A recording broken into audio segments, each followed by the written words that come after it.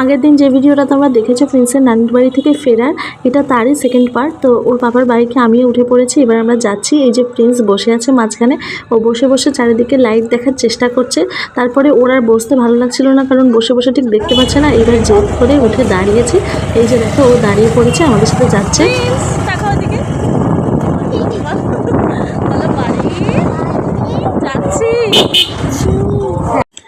আর এখন প্রায় বাজে 11:15। মেন রোডে উঠে পড়েছি। এখনও রাস্তায় কীরকম ভিড় দেখো।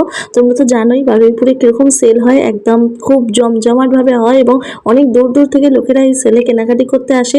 তো সেল এবং ঈদ দুটো একসাথে পড়েছে। ঈদের যেহেতু চাঁদ রাতে আজকে আগের দিন, আর তার সাথে সেলও চলছে রাত 11টা-12টা পর্যন্ত এখানে বাজার চলে। তো 11টা পর্যন্ত এত ভিড়। তারপরে একটা দোকানে আমি চলে এসেছি মেহেন্দি কিনতে। প্রিন্সকেও একটু পরাবো, আমিও পরবো।